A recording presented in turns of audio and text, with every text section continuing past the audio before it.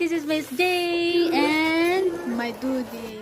okay. Ang gawin po namin ay magbibilang po siya ng sa Tagalog 1 to 10 at ako po yung mag-Arabic ng 1 to 10.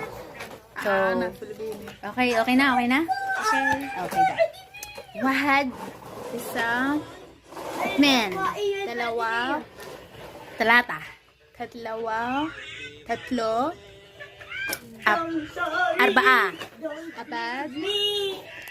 abad, abat, apat, aywa.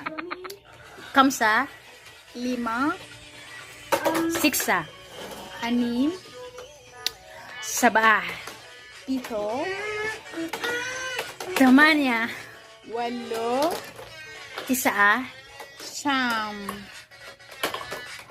asyara, sampo, la. sampo,